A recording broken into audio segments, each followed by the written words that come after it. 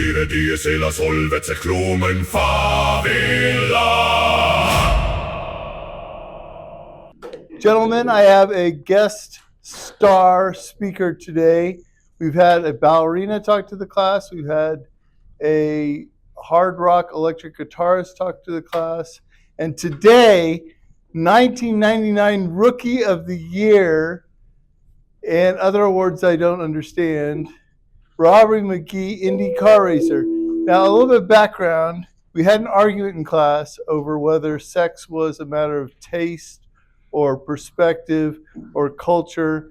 And some smart aleck said there are things that just are relative to one another, like Indy car racing. Anybody can do that. And Mr. McGehee, who not only is famous for driving race cars, but is also famous for having a son in class named Harry McGehee. Harry went ballistic on him, so I decided to clear this up once and for all. So, Mr. McGehee, welcome. Thank you. Oh, and welcome to another episode of Disagreement with Umar Lee and Father Augustine, though Umar couldn't make it, or wouldn't make it. I don't know. Let's see. All right, so I've asked you to come to talk to the class about the art of racing, and I guess the first question is, what is it? What is Indy? Oh, wait. First, I found this online. Indian boat racing. There was one incident just about an hour ago. Robbie McGehee smacked one of those new energy-absorbing walls we told you about yesterday. Believe it or not, he walked away from this one. Pretty cool. Let's see, where was I? Yeah, so what is IndyCar racing? Well, first of all, thank you for having me. Yeah, you're welcome. I've already changed the question, though. Oh, okay, all right. Well, is there a difference between driving and racing? It's very different. There is a difference, and I look at you guys, and when I think about 1999, that was 10 years before most of you guys were born, so makes me feel a little bit old. But at one point, right. I was cool, did cool things like this. IndyCar racing has 4 wheels and a steering wheel, a gas pedal, brake pedal, a clutch pedal, which you guys may or may not know what that part is, but that's about all it has similar with another car. It's sits on the ground. It has aerodynamic wings that hold it to the ground, and it's very fast and requires incredibly fast reactions and conscious of what can happen if things go wrong while you're driving it. So your mind is working fast while driving an Indy car. How fast is not your mind, but the car? The car. So I qualified. My fastest Indianapolis 500 qualifier was a 224 mile per hour, 4-lap average, and each lap is 2.5 miles. So for 10 miles, 16 turns, 225 miles an hour. And let's see, what's the difference between that and just driving in a circle? We hear this a lot. There's a big concept of our race car drivers athletes, and right. and the best description I can go to would be Eddie Cheever, who was a guy that I raced with, and he was old when I was racing with him, so he's got to be in his 60s now. Imagine reading a book, sitting in a chair while somebody's shaking the chair as hard as they can, with the consequence that if you miss a word reading the book, someone hits you in the head with a baseball bat. So it is a extremely physical. You wouldn't know because your body's undergoing, in each of those corners, you have about 3 to 4 lateral G-forces. So your whole body's wanting to go this way. You have supports for your head, for your knees, everything, but it's exhausting on your body. At the same time, it's probably more mentally exhausting because you're very much, you can't take a break. In football, you get tackled, it's a down. Go get in the huddle, go back again. Baseball, you're sitting there, you walk up the plate. There's time in between the actual action. When you're racing, it's 4 hours of mental. You got 100% mental acuity and staying on top of it, or the consequences are huge. That can happen to you. But there's strategy in football. This is just driving in a circle, right? Well, with 32 of your other best buddies out there going the same speed, this far apart, again, with the Really, inches apart? I mean, we touch sometimes, and I'll tell you. So in NASCAR, you've heard rubbings racing. They can touch each other. We've heard what? It's called rubbings racing. So they're full-bodied cars. These are not. These are winged cars with open wheels. So the wheels and the tires, you can see them. NASCAR is like driving street cars around for practical purposes, and when you bump, your wheels don't touch, so that you can bump somebody a little bit and sometimes bump them a lot and knock them out of the race. That's called rubbings racing, and I think that became popular in the movie Days of Thunder. On an Indy car, you can't really touch, because if two wheels, sticky rubber, touch each other, go in the same direction, somebody's going for a ride, and those rides usually end up in bad scenarios. At a minimum, a hospital trip. Right? What they said you escaped with minor injuries. How minor? So in this case, this was actually a practice. This was the second day in 2002 of Indianapolis. It's called the month of May. Indianapolis 500 is at the end of May. There's 3 weeks there used to at least be 3 weeks of practice leading up to it. This was day 2, so early May. You have all this time to tune your car because there's all these people trying to get into it, and it's got to be perfect. Just qualifying for the race is hard. So in this case, it was as simple as a tire went down from, the pressure was 30 and it went down to 25, and therefore didn't have the right grip. What's special about this one, and the reason you found it so easy, is because this was the first time anybody had ever hit the SAFER barrier. There's an acronym for SAFER, but it basically means a soft wall. It's a wall that gives a little bit. Let's look at it again. But I walked out of that with a slight... Racing. There was one incident just about an hour ago. Robbie McGehee smacked one of those new energy-absorbing walls we told you about yesterday. Believe it or not, he walked away from this one. So does that mean your race is over then? So it was only 3 days into practice. So no, we in this particular case, I didn't race because I was injured. But a lot of cases, you crash like that, they rebuild the car in 2 days. You go back out. And you kind of they rebuilt that very car. They rebuilt that one. That car was we tried to qualify in that car, but never got back up to speed. We have a question from our very own noted ethics theologian Harry McGee. Yeah. If you walk away from it, I broke my back, but it was not the. You broke your back. I didn't break my spine. I broke the little, the little bump on your back, on your spine. It's called the spinous process. I broke one of those off, and then I also was recovering from a broken leg that had just healed up after 12 months, and I re-broke it. So those are minor injuries. That was minor because I'll tell you on that same thing, the way that, and I'll try to make it not too complicated. The way the SAFER barrier works is it's got about 3 feet of give. So you go from 108 or 220 to 0 in 3 feet. Prior to that, it was a concrete wall. You went from 220 to 0 in 0 feet. So I don't know if you guys have learned in physics, going from, that 3 feet divides the impact by 3. So instead of hitting the wall at 150 G-forces, which means your head would hit that hard.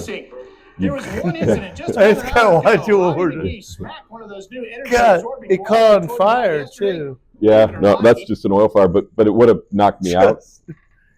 That didn't knock you out? No, that type of crash used to knock you out. And anytime you get knocked out, that means your brain had some sort of trauma, and that's never good. So no, I was awake through it all. All right, so let's see. What's the difference between racing and just speeding? Speeding, I'll say this to all of you, including my son: don't speed. It's a bad idea. In a race, when you're on a controlled racing circuit, you have other people out there that know what they're doing. I'm sure you guys have driven around and realized, like, what is this guy doing in front of me? Or, in racing, everybody's there for one reason. On the road, you have no idea what people are there for. Some people probably shouldn't have their driver's license. Some people should. So speeding around them is just is a bad idea. Not to mention, every time those cars hit the track, there's 10 mechanics on them that are nut and bolting them, checking everything, and making sure everything's fine. So the next time it goes out, your street car we never look at, right? I don't look at mine, whatever. So trying to push the limits in something that's not been gone over by a mechanic every time you go out is dangerous. So we'll have to bring you in on a debate we had in class earlier, which is it immoral to do something illegal? That is wow. I'm not sure I'm fully prepared to answer that, but I think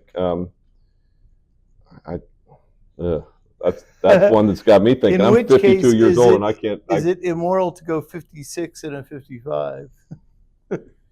And I'd say it is, because you don't know, or to run a stop sign in the middle of the night when there's no one around. And I'd say, yeah, it is, because even though you know you're in control. I think there's something to be said for doing the right thing. Always figure out how to do the right thing, especially when nobody's looking, because that's when it matters the most. On our way up here, you said something about the sport being very faith-filled. Yeah, it is. Why? Is it because Because so many of them die? look what we're doing, right? I wouldn't say that. I think that over the years, racing's gotten a lot safer. With that is one of the leading kind of developments. But there was a time in the 60s and 70s where every Indy 500, 2 drivers died. Every 2, 1 to 2 drivers would die just for they crash, and they didn't have the safety, and they were just, it was. That's better odds than the Circus Maximus. Well, it is. They didn't go through that many gladiators. Yeah, and I think it's just I don't know what it is about the sport. It's very faith-filled. They openly pray at the beginning of every race. Yeah. For the safety of the fans and the drivers and and I think it's I always really like that about it. All right, so here's the meat of it. Are some drivers better than others? Yes. How do you know? Because I've driven against bad ones. Okay, so give us an example of an instance when you witnessed really bad driving. Well, racing is a sport that is driven by money. The sponsorships you see on those cars, they're spending millions of dollars a year to have their names there. But that doesn't mean somebody who hasn't really earned their way there can go, who's got a rich family can go spend $2 million to race in the Indy 500, which is scary. Wait, somebody who you can just pay to enter? We call them Brazilianaires. So I mean they'd go spend, because they're from Brazil. A lot of them were $2 to $5 million of their own money every single year to go race. So a lot of the cars have big sponsorship names on them. This was a Scott Trade car. I've had Meyer, I've had Energizer, and there's a marketing aspect of it where they spend the money to do it, and they activate that marketing by bringing people to the race and entertaining and so on. And I'm leading into this. This was a Chilean driver who was always dangerous. Anytime you got around him, you would. I don't know how many followers you have on your podcast. I'll hold back his name because we have like 7. So don't worry. He isn't a bad guy, but my goodness, like he'd crash every race. And he'd always, in many cases, take out the leaders of the race, even though he was getting lapped for like the 10th time. And it was just inability to know what's going on around you. I think people can be trained to be a driver, maybe to almost the highest level. You guys should earmuffs this because I attribute a lot of everything I learned in driving in my hand-eye coordination to playing a lot of video games when I was a kid. Really? Yeah. But the video games were different. The video games were, you'd go through this long level, and if you died, you'd have to go all the way back to the beginning, and then you'd have to do it again. They were much more simpler, but more hand-eye coordination related. And I think that really drove, my hand-eye coordination being fast, and then the experience of doing it. Another very, very good analysis. How do you react fast enough when you're going 220 miles an hour and there's cars around you, there's things happening, you're talking on your radio, you're looking at your gauges. One of those is, if you think about it, if you've done it enough, your brain slows it down. So most of you guys know what it looks like to see a 90 mile an hour pitch coming at you. It's fast. Like right now, I could hardly even see it. But if you look at like a Jim Edmonds or Ken Griffey Jr., they can look at a 95 or 100 mile an hour pitch and tell you the direction the stitches are moving on it because their brain has slowed it down. They've looked at it enough. So it's a very similar concept to that when driving these cars. When at my peak, and I'm not now, I haven't driven a car in 20 years, I could be doing 220, cars around me, and then I'd have time to look up and look at like a plane fly over me. We were racing out in Las Vegas, and an F-15 flew over into Nellis Air Force Base, and I'm looking up like, that's sweet. Okay, back to what I'm doing. But your brain just learns to process things differently. So some people don't ever get that. I mean, anybody can go spend $5 million and go get in a car. and there's not that many of them because they get weeded out pretty quick, but it doesn't mean they know how to drive a car. Okay, if you're not a Brazilianaire, how do you get sponsored so you can become a race car driver? That's a great question. I'd say if you look at the entire field, I get extra credit. The entire field of race car drivers, 33 at the Indianapolis 500, I'd say all 33 of them have college educations. Really? A lot of them with marketing degrees, because a lot of what you're doing, the driving the race car is kind of the fun part. And honestly, it's not even as fun as being at the top level is not as fun as it was getting to the top level. No. Because all you wanted to do, it's like you dreamed about a day like this where you can go drive around the Indianapolis Motor Speedway. Then you're there, and it's like, okay, I'm on the track for this time, but then I have to go to these functions. I got to stand up and talk to the people for Chevrolet. I got to do all this stuff, and they just have you just running around every single day like, okay, I just wanted to race the car. I didn't want to do all this stuff. But it was fun. There was. I mean, I got to live my dream, so I was very happy with it. But getting there is where it's exciting, because it's the chase. You think about what you want to do with your life, and getting there. It feels like it's a pain in the ass. It feels like it's tough, but the hard work will get you there. Yeah, 3 questions: Fry, then Asun, then Buckaloo. You said there's skills that good drivers get from training. Are there any that don't come from training? I think there's natural athletes in football, there's natural athletes in baseball, there's natural athletes in racing. Some people may just not have, you can say you can work hard and get to where you want to be, and you can get close, but I'm never going to be a race car. Well, if you started when you were 8 years old and that was your whole focus of life, maybe you could have been. Well, not with Parkinson's, you can't. Oh, okay. Well, yeah. So I mean, you can follow certain dreams. Other dreams are just stupid. It'd be stupid for me to be a brain surgeon. That wouldn't. Yeah. So I mean, but if you look at someone who goes to the gym every day, like 1% of the people that go to the gym every day ever have the ability to look like Arnold Schwarzenegger, because he's just a freak in nature, right? So you have that in everything. So you have to be there on the innate level of, my body was made for this. My brain and my hands were made for this, and then the work starts.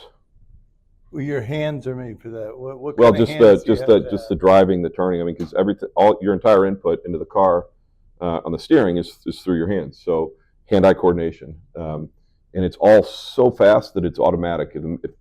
If it's not automatic, you're going to crash. So you don't even think about it. You just have to automatically be processing it. Your first car that you raced, the first time you ever raced, how much was that car worth? Well, I raced a Skip Barber car, and it was a small formula car with no wings and street tires. I think it was probably worth $15,000, $20,000. But somebody thought enough of you as a driver already to entrust $20,000 worth of machinery to you. Well, right? I paid for that one.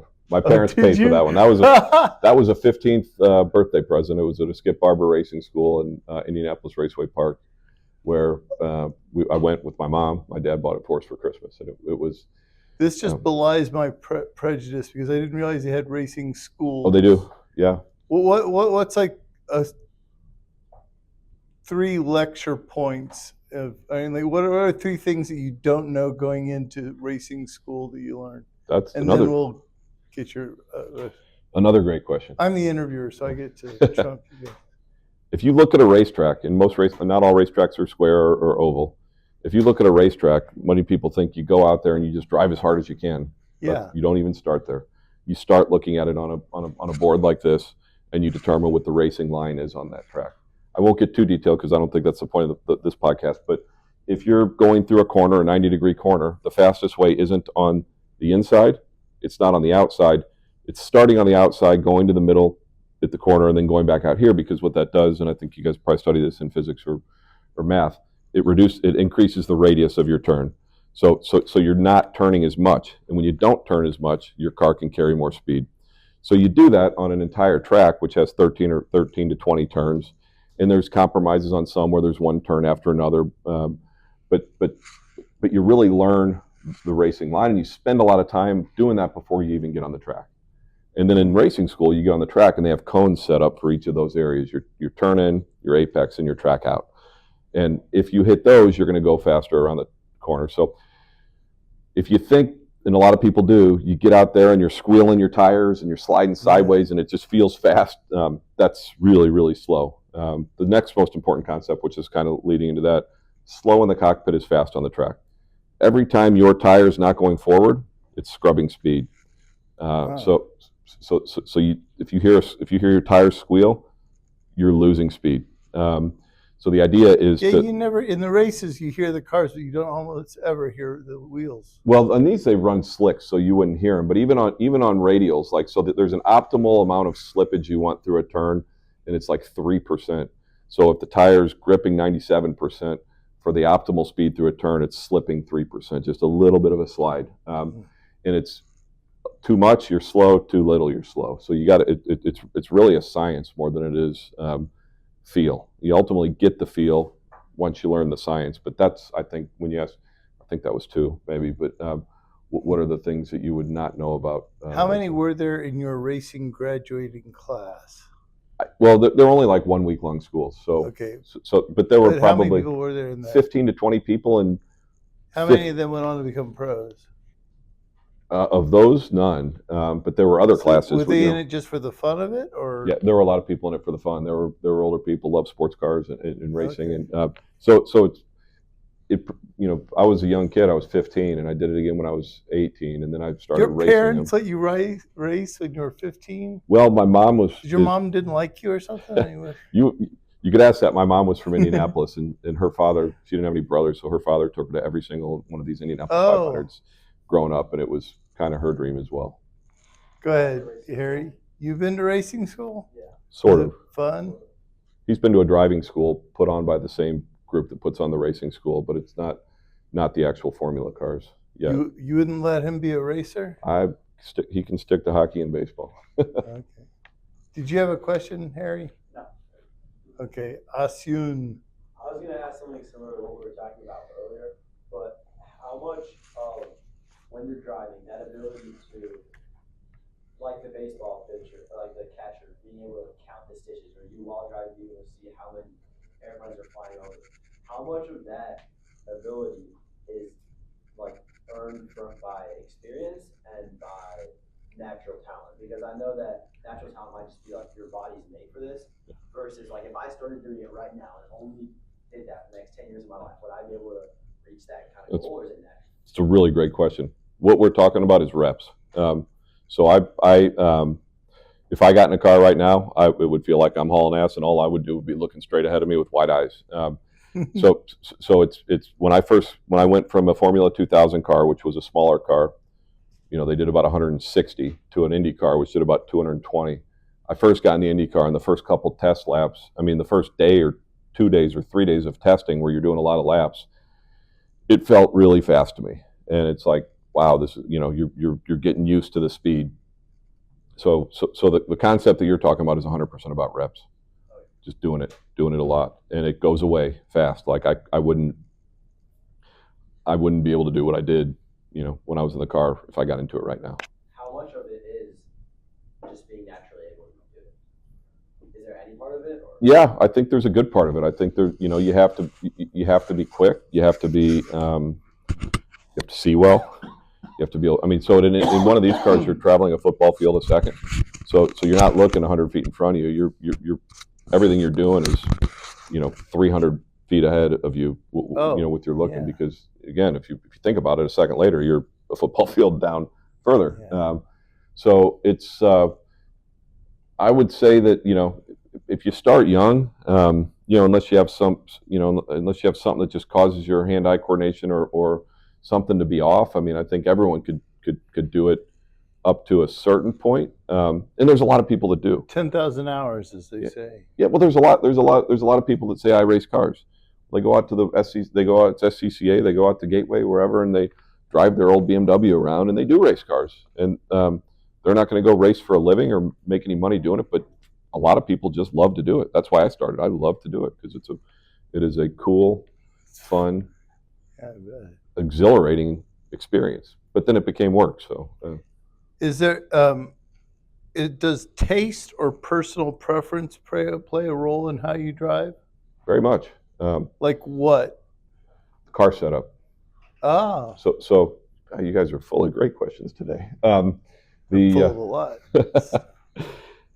So that car, and you can kind of see it there. It's got aerodynamic adjustments. You can adjust the wings back and forth in the front and the back. But it's got there's mechanical grip and aerodynamic grip.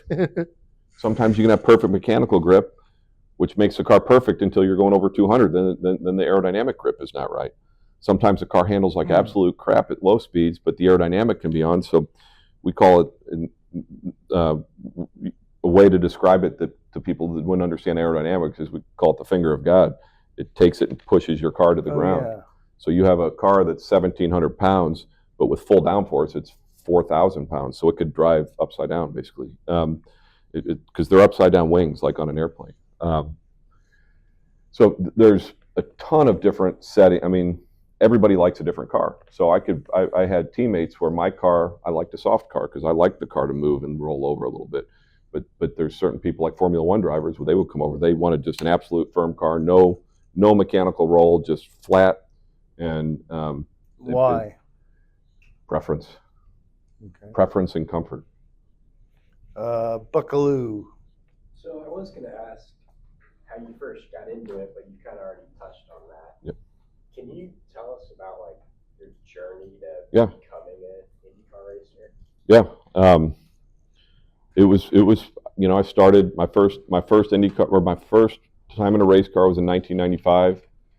The hardest part about it was going to college while racing in kind of the single A, double A equivalent of the ladder coming up. I went to Ole Miss. It was not a super hard school, but any school can be hard if you make it. But I knew going into the semester that I had races on these dates, and these dates. And some of the professors were cool. They're like, "Oh, that's awesome. Go UBU, go do it." There's no racing team. There's no race. No.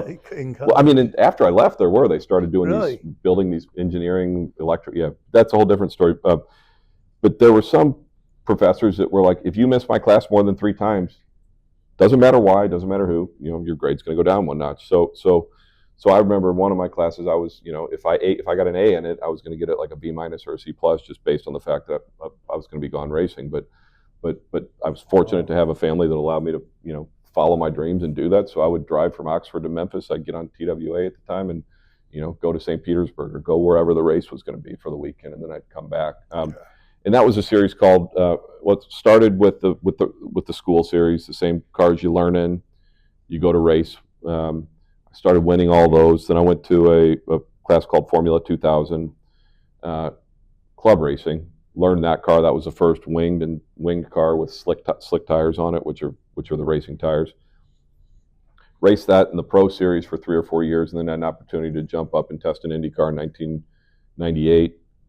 Did tests with like AJ Foyt, some of the names When you have an opportunity, what does that mean? So a scout has watched you drive and said that guy can come test my car, and they call testing. And testing is you're just practicing in the race car. But the thing about testing is it costs as much as a race because you still got to have 10 mechanics there.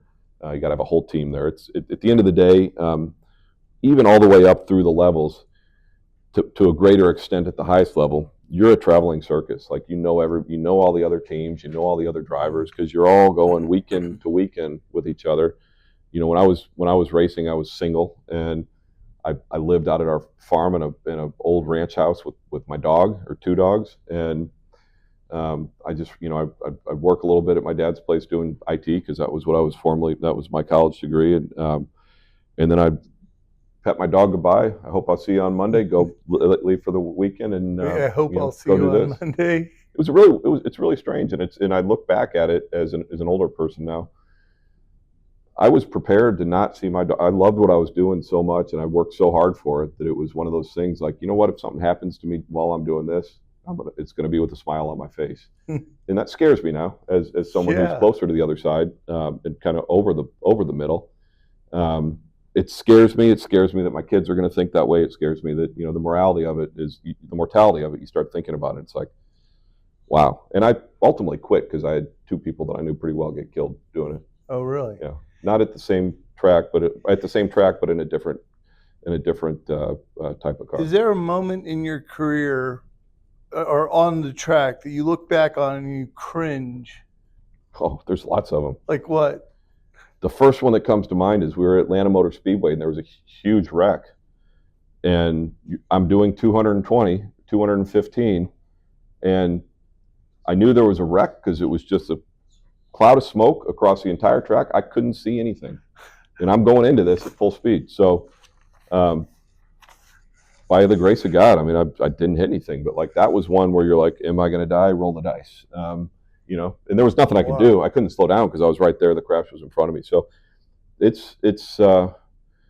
I've seen a lot racing. I've seen a lot, and I think I maybe mentioned you in an email a lot about mortality. My crew chief in 1999 was changing my tire and got hit by another car in pit lane, and he died. Was that the driver's fault? Yeah, it was two other drivers crashed. I was in my pit stall. God. He was on the right front changing the tire.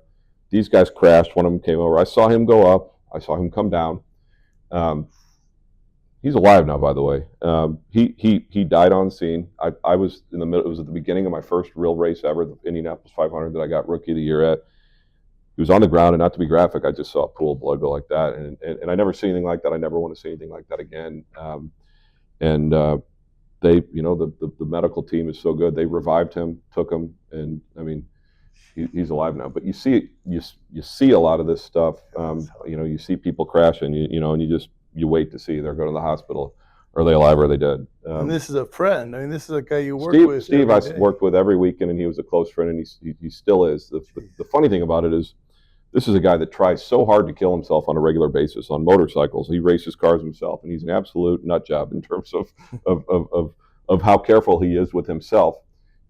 Yet he's still alive, still doing that after he was critically injured at the Indianapolis 500. So yeah, it's wild. Okay, we got Rempy, then this McGehee character, and then Messier, and then Fry. You mentioned there's strategy to the car, and I know it's stock car racing.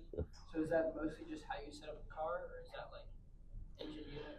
And what is stock car racing? Stock car looks like a Chevy Lumina. Oh, really? It looks like a car, not a. But it's got not completely different guts, I assume. Yeah, it's not a car. It just has the body of a car. Okay. On the inside, it's a race car. So yeah, so first of all, race strategy. There's guys get paid a lot of money to do this.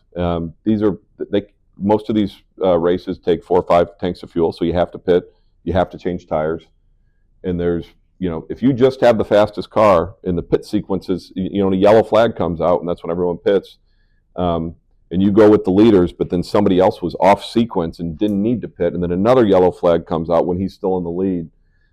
There's a whole lot of strategy related to that, and that's more like chess than the actual racing. So you could go out and you could have the absolute fastest car, and if you pit at the wrong time, and somebody else pits at the right time, they're going to win the race. So it's not all the driver. That's not luck. It's not luck, because there's, like, for example, if you don't have a fast car, you almost want to go off sequence. So like, if let's say you can go 50 laps on 1 tank of gas, and you have a slow car, and the yellow flag comes out at 25, they'll call you in, because if you're like, you know, second to last, you go in under yellow, you go back out, now you're last, but you got fresh tires and fresh fuel. So then if the other guy, if everyone else stays out until lap 50 and they have to pit under green and you're still good, you're making multiple laps while they're in there because it's still green. And so you can get yourself, I mean, there's a huge strategy that pays off, and the fastest car doesn't always win the race. And that's why these, you know, at this level, sometimes the race strategists and the engineers are paid as much or more than the drivers are.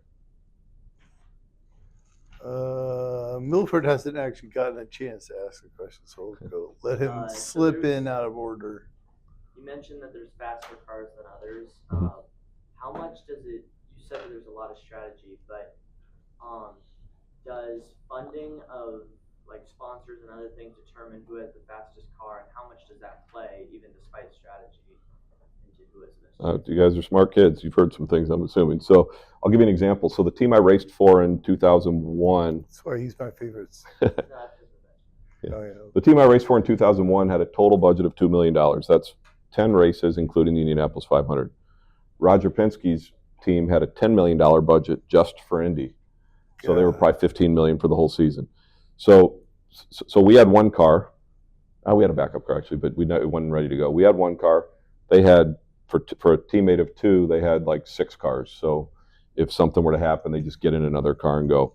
But the night or the week, the couple days before the race, on their race cars, they pulled the A-arms and all the suspension off, sent it to NASA to be X-rayed with whatever high-tech tools they have to make sure that everything was perfect and there were no internal cracks in the car suspension. Sent it back. I mean, yes, money equals speed. Not always, but they try to equalize it with with everybody has to use the same engine or you're one of 2 or 3 engines. Everybody has to use the same chassis. Like so in IndyCar right now, it's all Dolaras, but then people start making extra parts for them, and money 1,000% equals speed in high-level racing. McGee. Are you the reason why Icarus wear helmets? That's true. So I meant to mention that. That's when my guy Steve Freed was critically injured there. They passed a rule, and it went to NASCAR. It went to all racing series, Formula One. If you're over the wall, you're wearing it's like a motocross helmet, because his was a head injury. So that something very good came from that. Probably saved many lives after. Who's yeah? I see. I was gonna ask, so your abilities and your skills that you have from driving from a certain age, you said that playing video games help. Do they ever help in different things? Like I know that certain people athletes who play certain sports, their abilities like help them in other stuff. 1,000%. I mean, I want to win. I want to compete. And that's never changed. I'm in a business now where I've been very successful because I want to win, and I know what it takes to win, and I know it's hard work. There's a lot of, just coming up through business, whatever you guys end up doing. I hire people, and the biggest attribute of somebody I'm going to hire is a high school or college athlete, someone that's played. Doesn't matter if they're good, doesn't matter whatever. But someone that's played, you know how to win, you know how to lose, you learn something from losing every single time, and you know how to put the work in. Nothing comes easy. Doesn't matter if it looks easy. I promise you, nothing in life comes easy. You got to work your ass off for it, because if it's not like you're just going to get it. If you're going to get it, you're taking it from someone else. So competition is everything, and it's a great point there, because it's very accurate. How many of your physical skills? Like I know, for example, soccer players are good with their feet. They have footwork, and how much of that? I bet you're better at video games than most people because you're so good. Well, the new video, I played Fortnite with them for like 2 or 3 years, and they're different now, because it's like running around real life. You got a mouse. I just did the quick reaction ones that I was really good at. But I don't know. I obviously in racing it was I was a $170. I weighed 175 pounds, and I was lean, and I did cardio all the time because it's a long 4-hour deal, so it's more cardio centric. I go to the gym now and try to get big, but that's kind of my hobby, and that's my kind of getaway. But I don't know if from the physical standpoint, taking skills away. No, I just try to.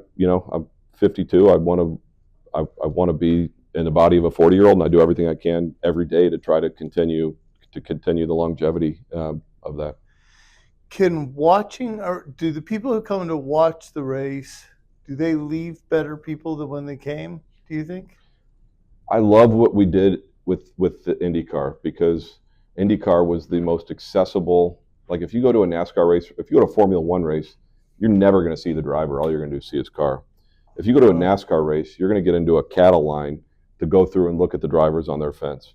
IndyCar always opened up the paddock after the race, and usually a day before the race, for all the fans to come down. And they made us, and we wanted to do it, but they made us sit there and introduce and meet the fans.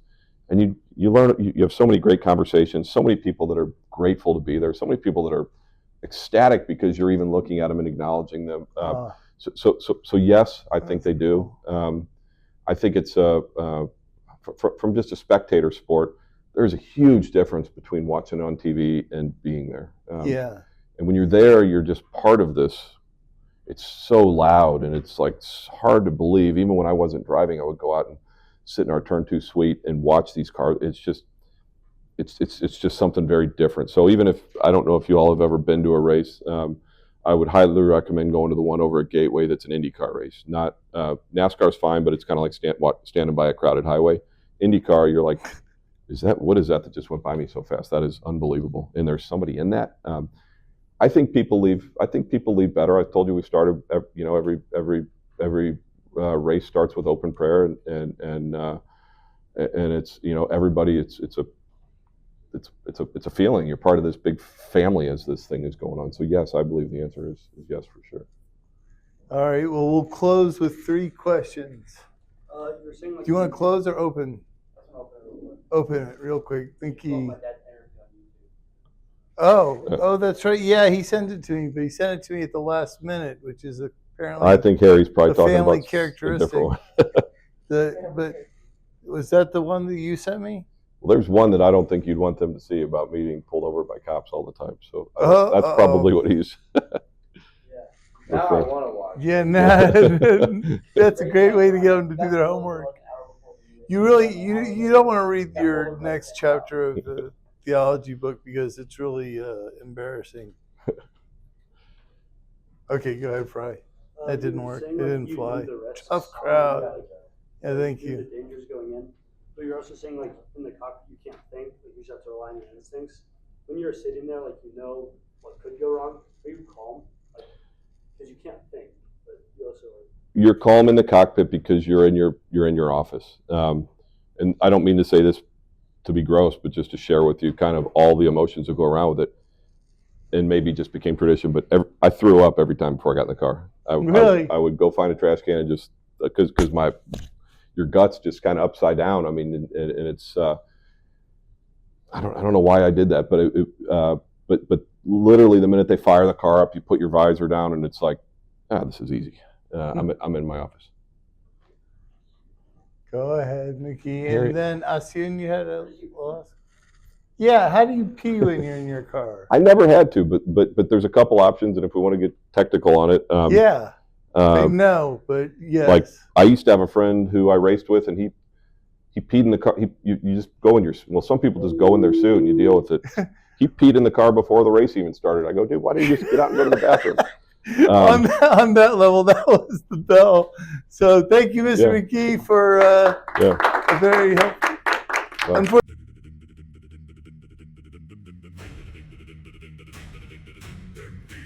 Dem die la solvezze klomen fa